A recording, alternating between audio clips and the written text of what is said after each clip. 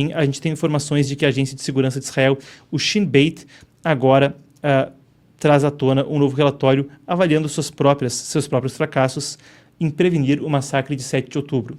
Isso traz à tona uma questão interessante, porque vem em um momento delicado na política interna de Israel e, claro, em um país que tem lutado por sua sobrevivência desde que se entende como país, a política, a guerra, a defesa nacional andam muito de perto. A gente vai passar por algum paralelo quanto a isso, mas eu passo com vocês primeiramente pelo que disse o Shin Bet, e a gente tem a matéria aqui do Times of Israel, jornal israelense em língua inglesa, que traz à tona a reportagem. Claro, ela estampou muitas outras manchetes.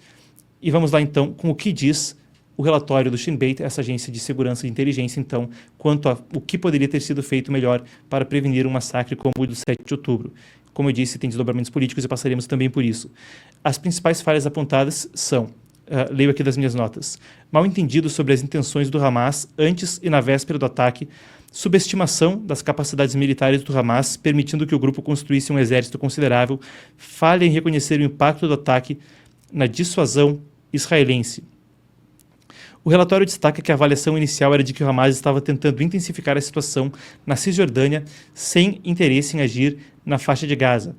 A gente tem ainda o relatório apontando que a política de Israel de manter períodos de tranquilidade permitiu ao Hamas fortalecer, então, o seu contingente, e a capacidade do Hamas de construir suas forças para o ataque também foi possível graças ao fluxo de dinheiro do Catar para Gaza, que foi direcionado à ala militar do Hamas.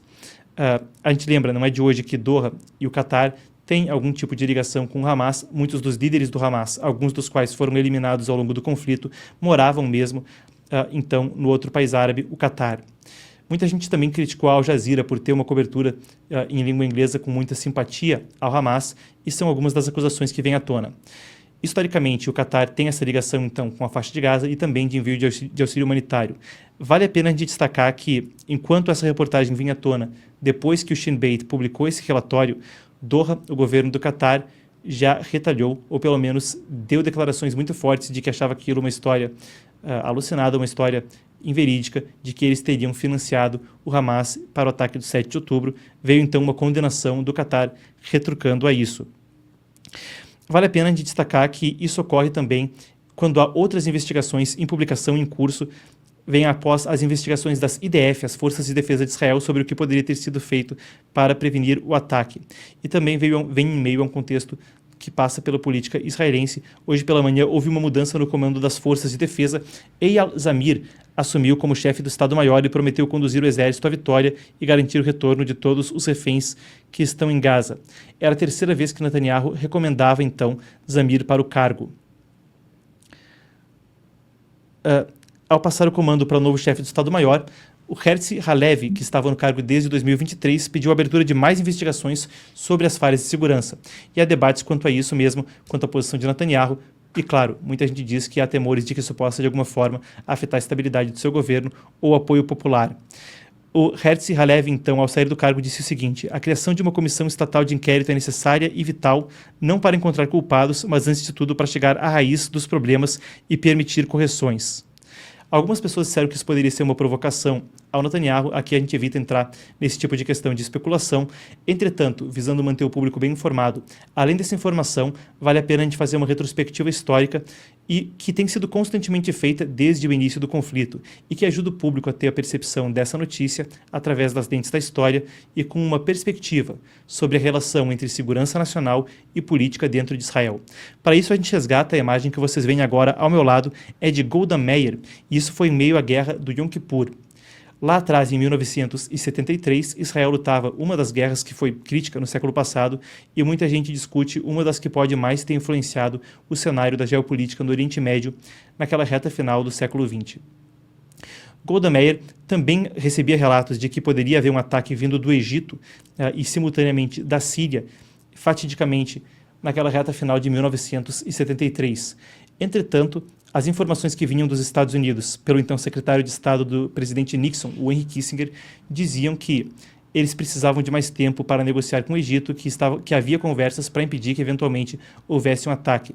O resultado era que as conversas mantidas pelo Egito eram, da parte egípcia meramente uma distração, precisamente para ter esse efeito, de que Israel não se mobilizasse ou fizesse algum ataque preventivo, como foi também em 67 na Guerra dos 6 Dias, quando entendiam que o ataque contra eles era iminente. E o resultado foi que, nos primeiros dias daquela guerra, de fato, a Síria e o Egito conseguiram fazer avanços consideráveis com o elemento surpresa. Aquele fracasso de inteligência é tido, ou pelo menos fracasso de julgamento do que fazer com base nas informações disponíveis, é citado frequentemente como algo que minou o governo de Golda Meir, ruiu seu apoio popular e eventualmente levou à sua renúncia. No início desse conflito, muita gente falava que Netanyahu estaria numa situação semelhante. Claro, esse é um contexto complexo e é muito complicado sempre a gente comparar fenômenos separados por uma distância como essa, de cerca de 50 anos. Entretanto, o que é válido de citar é que existe essa relação entre política e guerra em Israel de forma muito constante. E vale a pena pesar isso quando se tenta entender os fenômenos ali na região. A apuração que a gente tem aqui sobre a Golda Meir traz à tona, então, que, apesar de Israel conseguir reverter a situação e garantir um cessar-fogo favorável, o alto número de baixas e a percepção de falha na liderança geraram indignação. E, na época, a comissão Agranat, que foi criada para investigar o caso, atribuiu a culpa principalmente aos militares, mas a pressão popular seguiu contra Meir. Isso acontece também num contexto onde Netanyahu enfrenta um julgamento por corrupção, fraude e abuso de poder.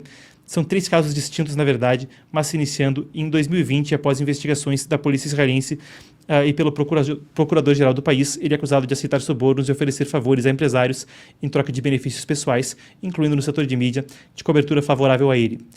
Ele próprio diz que isso é um negócio persecutório e nega as acusações. Então, um contexto delicado, onde a gente também entende que esses relatórios podem ter alguma relação com a popularidade de Netanyahu e com o que acontece com o premier israelense daqui em diante. A gente segue acompanhando o caso e vejamos o que vem na sequência, então, desse relatório do Shin Bet e como isso pode afetar a popularidade dele.